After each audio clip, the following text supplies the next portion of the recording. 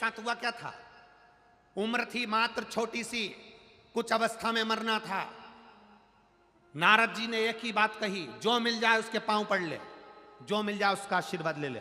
मार्कंडे जी ने पांव पड़ना प्रारंभ करा, सबके आशीर्वाद ले, सबके आशीर्वाद लेते लेते लेते लेते लेते लेते आशीर्वाद लेते लेते तुरंत मार्कंडे जी नारद जी के पास पहुंच गए। नारद जी ने आशीर्वाद दे दिया, आयुष्मान भव। जैसे ही नारद जी ने आशीर्वाद दिया तो नारद जी से मार्कंडे जी ने कहा, आपने आशीर्वाद दे दिया, मैं तो मर जाऊंगा, इतनी वर्ष की आयु में 5-7 साल में मेरा प्राण छूट जाएगा, और तुम मुझे आयुष्मान होने का आशीर्वाद दे रहा। नारद जी मन में सोचे, मुझे मालूम नहीं था ना कि तेरी उम्र कितनी है, यहाँ लिखा भी तो नहीं रहता कि ये 25 साल जिएगा, 5 साल जिएगा। अब नारद जी ने मन में सोचा, अपने माथे पर आ गया ये तो, आशीर्वाद मैंने दे दिया इसको आयुष्मान बहु होने का, अब करूं तो करूं क्या।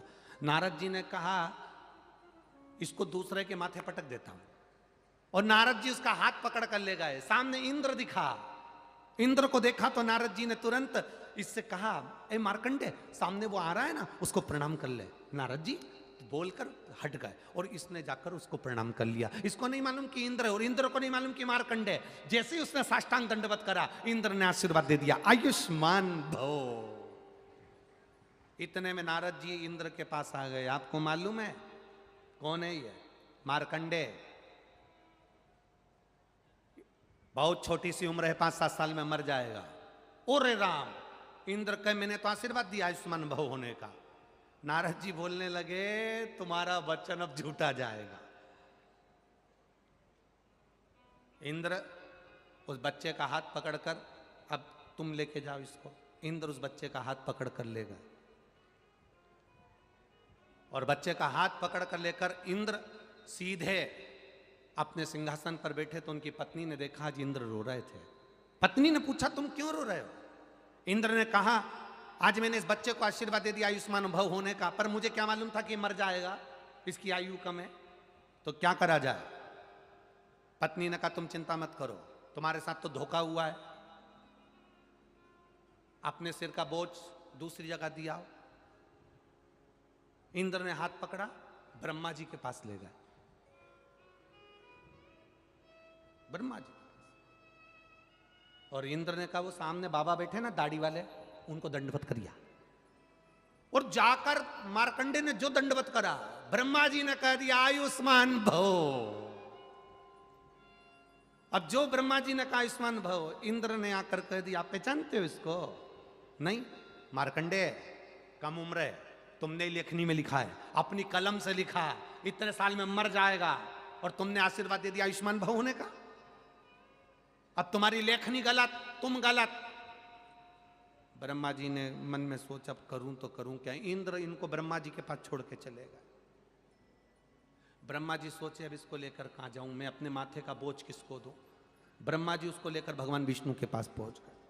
भगवान नारायण आराम से सोए हुए थे, लक्ष्मी जी चरण दबा रही थी। इसने मार्कंडे जी को कह दिया, जाओ वहां पर जाकर प्रणाम कर लो। मार्कंडे जी ने जो दंडवत करी, हार हार, जो दंडवत करी, भगवान विष्णु के नेत्र खुल गए। नेत्र खुले, देखा एक छोटा सा बच्चा मेरे सामने दंडवत करा है। भगवान विष्णु ने कहा, आयुष्मान भव।